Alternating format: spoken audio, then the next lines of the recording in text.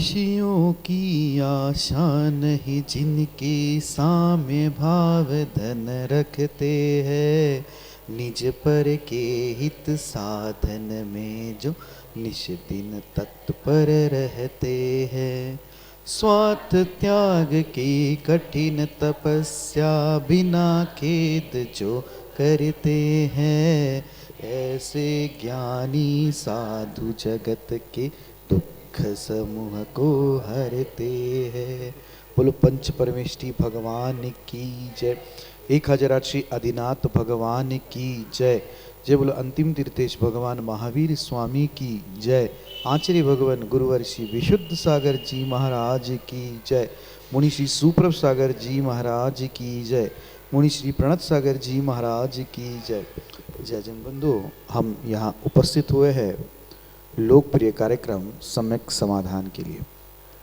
देश विदेश हर प्रांत से श्रावकगण अपने मन में उठने वाले उन विकल्पों का सम्यक समाधान कहीं प्राप्त कर रहे हैं, तो वह YouTube चैनल प्रस्तुत सुप्रभ वॉच प्रस्तुत सम्यक समाधान में ये जो ऐसा कार्यक्रम है, ऐसा प्लेटफॉर्म जिसके माध्यम से जो अज्ञान नाश करने के लिए एक दीपकवत यह कार्यक्रम कार्यकारी हो रहा है। हम सभी के लिए यह परम सौभाग्य क्षण है कि मुनिश्री अपने समय में से समय निकालकर हम सभी के लिए अपना कीमती समय देकर हमारे समय के लिए उद्धार की ओर ले जा रहे हैं। शुरुआत करते हैं उस समय की यात्रा की, सम्यक समाधान की। मुनिश्री के चरणों में कोटिशा नमोस्तु करते हुए मुनिश्री प्रणत सागर जी महाराज से यह निवेदन करते हैं कि हे स्वामी, आज के कार्यक्रम को गति प्रदान करें। नमोस्तु नमोस्तु नमोस्तु। नमो हरिहंताणं नमो सिद्धाणं नमो आयरीयाणं नमो अज्जायाणं नमो लोय सविसाहुणं।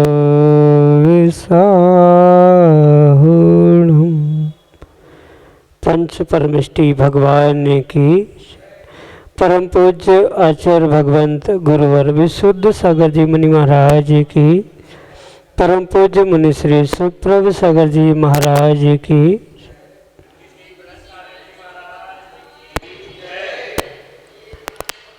अनंत विकल्प अनंत संसार और एक समीचीन विकल्प अनंत सुख। निर्णय आपका है कि आपको अनंत संसार में भटकना है कि अनंत सुख को प्राप्त करना है।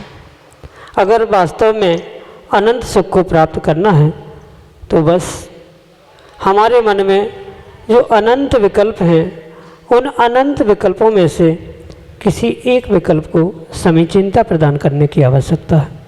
और यदि वह समीचीन विकल्प का सम्यक समाधान किसी निर्ग्रंथ गुरु से प्राप्त हो जाता है तो निश्चित ही वह हमारे कल्याण का मार्ग खोल देता है।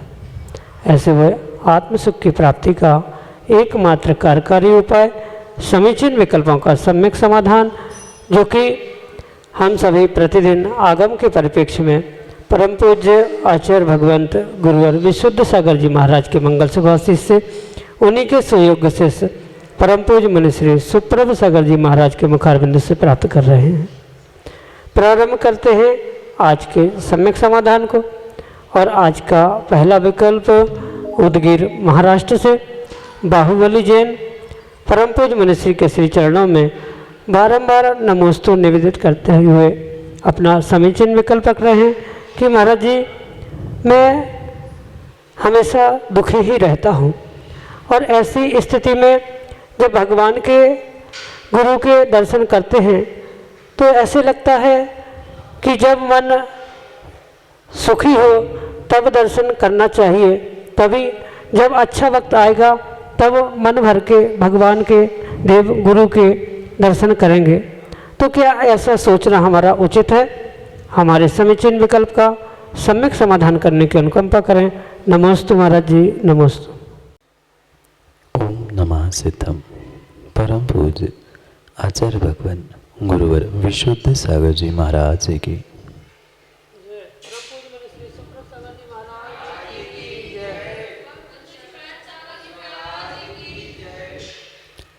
सुख में सुमरण हर करे, दुख में करे न कोय। ऐसा कहा जाता है कि दुख के दिनों में व्यक्ति भगवान को बहुत कम बार याद करता है और सुख आने पर भगवान को याद करने की याद आती ज़रूर है, पर सुख में भी भगवान को वह उतनी श्रद्धा भक्ति से याद नहीं कर पाता। इसलिए ये समझने की आवश्यकता है कि अगर जीव ने दुख के ही दिनों में भगवान को याद किया, भगवान की भक्ति की, भगवान का दर्शन किया, देवशास्त्र गुरु की आराधना की, तो शायद आने वाले समय में पुनः उसे कभी दुख हो ही ना। वह सुख और दुख के दिनों में कभी भी भगवान को श्रद्धा भक्ति के साथ नमन दर्शन आदि नहीं कर पाता। इसका ही प्रतिफल है कि वह संसार में दुख और बहुत सारी आपत्ति विपत्तियों का सामना करता रहता। अगर जीव ने यथा समय अपने सम्यक पुरुषार्थ के द्वारा सच्चे देवशास्त्र गुरु की आराधना, उनका दर्शन आदि आदि करने का प्रयास किया, तो उसे जीवन में कभी दुखी होना ही नहीं पड़े, उसे कोई अन्य किसी भी प्रकार के बहिरंग आपत्ति विपत्तियों का सामना करना ही ना पड़े। पर जीव लगभग ये बात भूल जाता है, जिस कारण से वह इस संसार में दुखी होते हुए देखने में। और यही बात मैं आपसे भी कहना चाहता हूँ, अगर दुख के दिनों में आप भगवान को, देवशास्त्र गुरु को याद नहीं करोगे, उनके दर्शन, उनकी भक्ति, उतनी आराधना नहीं करोगे, तो कभी भी आपके लिए सुख के दिन आने ही वाले नहीं। आप ये उम्मीद बना के रखोगे कि सुख के दिन आएंगे, अच्छे दिन आएंगे, तब मैं जाके कोई अच्छा काम करूँगा, दान धर्म करूँगा, पूजा पाठ करूँगा, भगवान की भक्ति आराधना दर्शन आदि करूँगा, तो बिना भगवान की भक्ति, बिना धर्म के आलम्बन से कभी भी आप सुखी हो ही नहीं सकते, आपका दुख कभी भी कम हो ही नहीं सकता। इसलिए विशेष पुरुषार्थ करने का अगर कोई समय होता है, पुण्यवर्धन का कोई विशेष समय होता है, तो वह पाप के दिन ही होते हैं, दुख के दिन ही होते।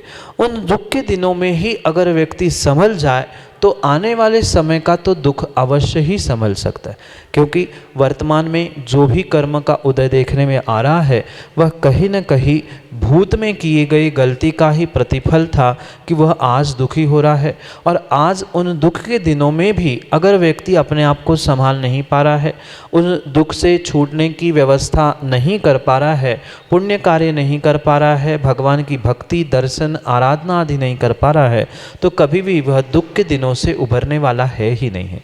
इसलिए जीव का वर्तमान का पुरुषार्थ ही उसको कल के यानी भूत के विषय को और आने वाले भविष्य के कल के बारे में कुछ बदलाव करने के लिए, कुछ सुधार करने के लिए, कुछ दुख को सुख में परिवर्तित करने के लिए निमित्त बन सकता है। इसलिए वर्तमान की परिस्थिति कैसी ही हो, हम अपने मनस्थिति को संभालते हुए, अपने भावों को अच्छा बनाते हुए उन दुख के दिनों में भी भगवान का अभिषेक, पूजा, आराधना, दान, धर्म आदि करते हुए पुरुषार्थ करेंगे तो नियम से वर्तमान का भी दुख ठीक होगा और आने वाले समय का भी दुख ठीक होने की संभावना हो सकती है। इसलिए ये विकल्प ना करें कि दुख के दिनों में हम भगवान के दर्शन अभिषेक ना करके आने वाले सुख के दिनों में करेंगे।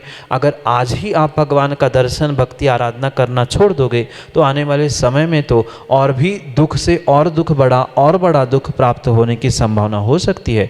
इसलिए दुख के दिनों में भी भगवान का स्मरण, उनके दर्शन, उनकी भक्ति आराधना आदि करेंगे तो वह विशेष रूप से आपके लिए फलदायी होगा, वही आपके लिए सुख का मार्ग देने वाला होगा, अन्य नहीं, अन्यथा नहीं। यही आपके लिए सम्यक समाधान। अगले समीचीन विकल्प के लिए सागर मध्य प्रदेश से हमारे सामने हैं श्रीमती रूपाली जैन अपने समीचीन विकल्प के साथ। राजों के चरणों में बारंबार मेरा नमोस्तु नमोस्तु नमोस्तु। मुनिश्री, मेरा ये विकल्प है कि जैन दर्शन में स्वाध्याय को ही परम तप क्यों कहा गया है? आचार्य भगवंतों ने कर्मों का क्षय करने के लिए 12 प्रकार के तप गए, 6 बहिरंग प्रकार के और 6 अंतरंग प्रकार से गए।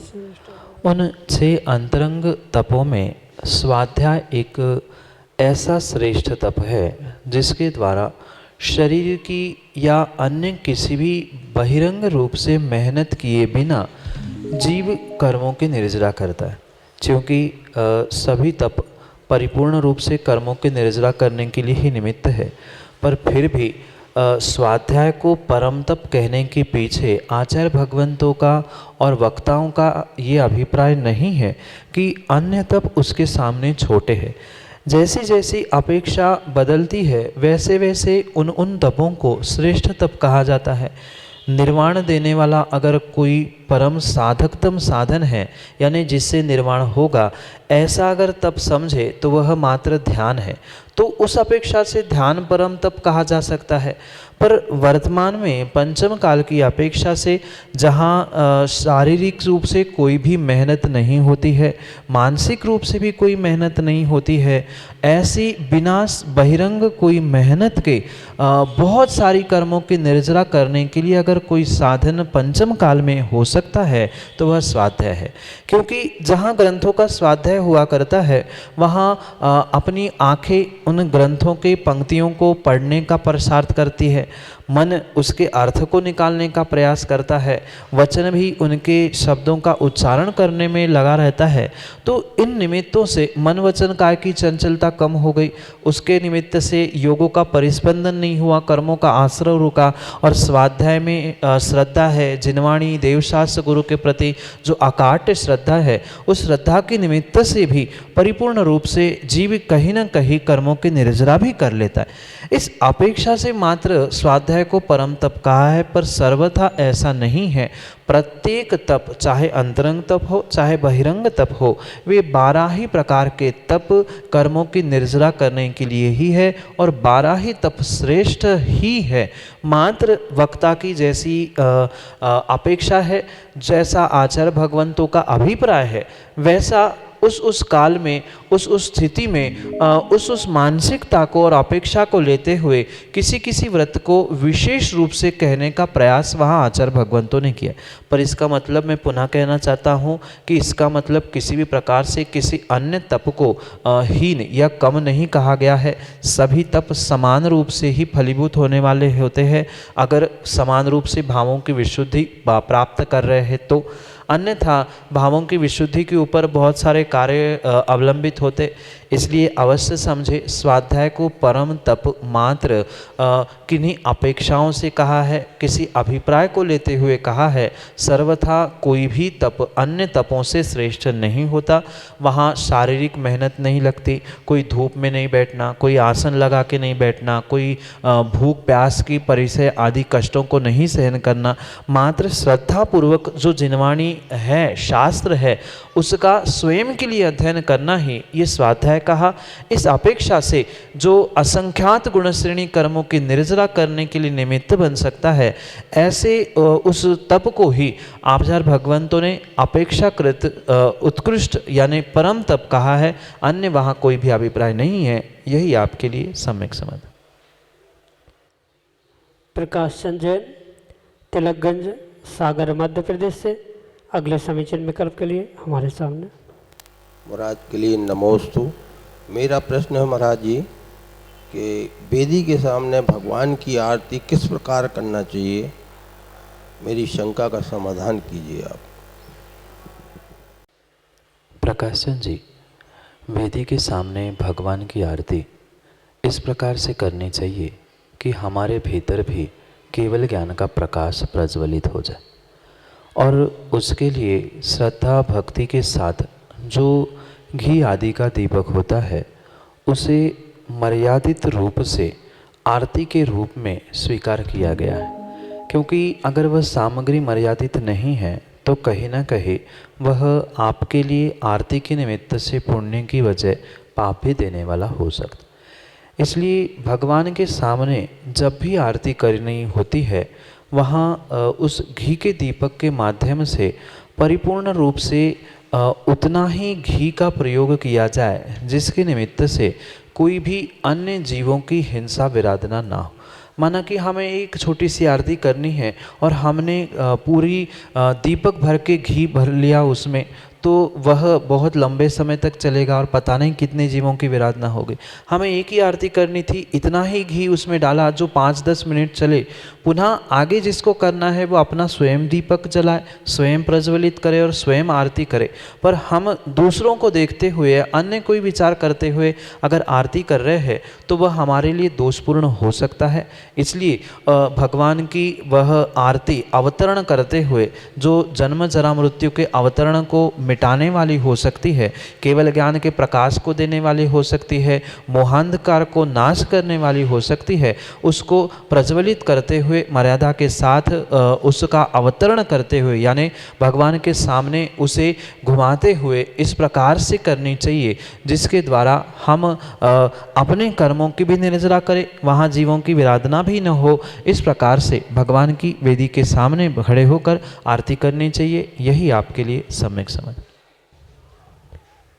वीरेंद्र कुमार जैन, भोपाल मध्य प्रदेश से अगले समीचन विकल्प के लिए हमारे सामने।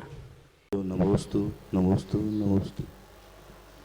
गुरुदेव, यदि किसी के घर में चैत्यालय हो तो किसी को उनको लंबे समय को कहीं बाहर जाना है तो वो भगवान को डिब्बे में पैक करके या अथाह स्थान रखे रहना चाहिए, इसका शंका का समाधान करेंगे। नमस्ते।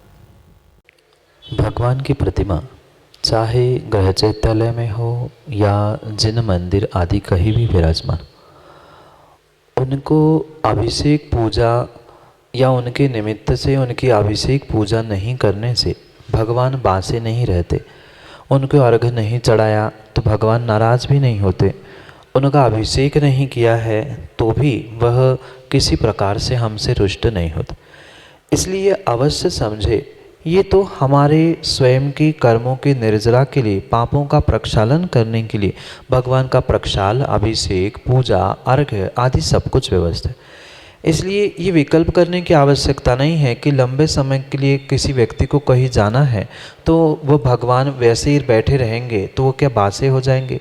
और मैं तो ये पूछता हूँ, जो ये डिब्बे में आदि रखने की व्यवस्था वर्तमान में प्रारंभ हुई है, अगर आप उन चैत्यालय से निकाल कर भगवान को डिब्बे में रख लोगे तो वहाँ क्या फ़र्क पड़ेगा। ये मात्र मानसिकता है, धूल आदि उसमें ना पहुँचे इस अभिप्राय से डिब्बे में रख रहे हैं तो कोई बात नहीं है। पर रुई में लपेटकर या किसी प्रकार से अनाज आदि में भगवान को रखना, ये आगम के परिप्रेक्ष्य में ये व्यवस्था नहीं है। आप जैसे भगवान चैत्यालय में हैं वैसे ही उसमें को विराजमान रखे रहने दे और उस चैत्यालय को इस प्रकार से व्यवस्थित बंद रखे कि जिसमें धूल मिट्टी या जीव जंतु या अन्य कोई भी ऐसा उपसर्ग वहाँ पर नहीं पहुँचे तो ये तो बात जमती है। पर आगम के परिप्रेक्ष्य में ये कहीं भी हमारे पढ़ने में नहीं आया कि कहीं लंबे समय के लिए गृह चैत्यालय से जा रहे हैं, घर से जा रहे हैं तो भगवान को डिब्बे में बांध के रखे। ये कहीं भी आगम की व्यवस्था नहीं है। वे तो 3 लोक के नाथ बन चुके हैं, वे भगवान हैं और भगवान की प्रतिमा है, तो उनको किसी भी प्रकार से किसी स्थान में डिब्बे में बांध के रखना ये उचित नहीं है। हाँ, सुरक्षा के रूप में उस चैत्यालय को व्यवस्थित बंद कर दिया जाए। भगवान के उस चैत्यालय को कांच, पर्दा आदि आदि अनेक व्यवस्थाओं से बंद तो किया जा सकता है, पर जो कई स्थानों पर विशेष रूप से डिब्बे में रुई के साथ, अनाज के साथ पैक करके बंद करने का प्रचलन चल रहा है, ऐसा किसी भी आगम ग्रंथ में नहीं मिलता और इसलिए वैसा कार्य करना किसी भी प्रकार से उचित नहीं है। सामान्य रूप से चैत्यालय में बंद करके उसे रखे और यथास्थान में विराजमान रहे तो ही श्रेष्ठ है, क्योंकि आपकी उनकी भगवान की पूजा अभिषेक करना भगवान के लिए आवश्यक नहीं है, हम अपने लिए आवश्यक रूप से होने के कारण से उसे किया जाता है। यही आपके लिए सम्यक समझ। अगले समीचीन विकल्प के लिए सागर मध्य प्रदेश से हमारे सामने हैं सुपर्ण गुरु परिवार अपने समीचीन विकल्प के साथ। चरणों में नमोस्तु नमोस्तु नमोस्तु। महाराज जी, हमारा विकल्प ये है कि अगर कभी हमारे गुरु हमसे रूठ जाते हैं तो उन्हें हमें कैसे मनाना चाहिए। हमारे समीचीन विकल्प का सम्यक समाधान करने की कृपा करें। नमोस्तु महाराज जी, नमोस्तु महाराज जी।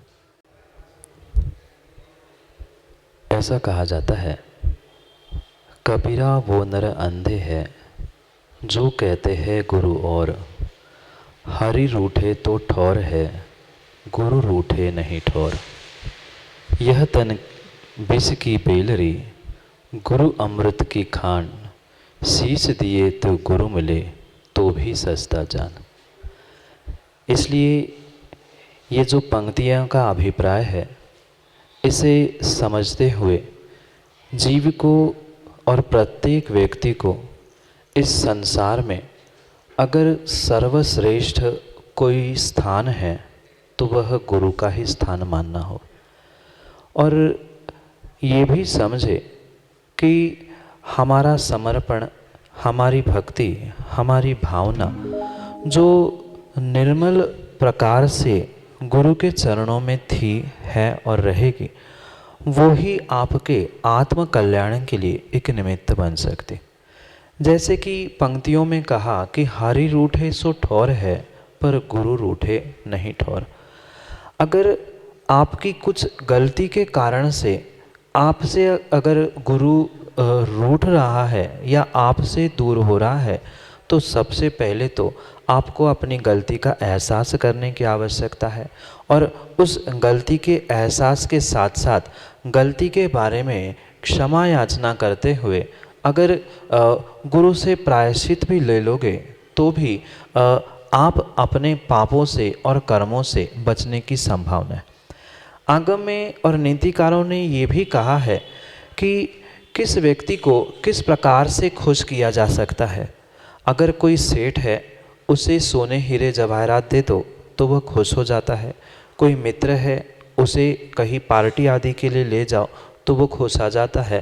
पर वही गुरु के सामने श्रद्धा और निर्मल भावों के साथ बिना मायाचारी के अगर मात्र नमस्कार भी कर दोगे तो भी वह गुरु आपसे खुश हो सकता है। पर मायाचारी और दिखावे से रहित होकर सच्चे भावों के साथ आपने गुरु के सामने गुरु को प्रणाम किया है, नमोस्तु निवेदित किया है, तो वह नियम से आपको आशीष अवश्य ही देंगे। इसलिए इन सभी बातों को समझते हुए ये अवश्य समझे कि इस संसार में अगर कोई अमृत की खान है तो वह गुरु है।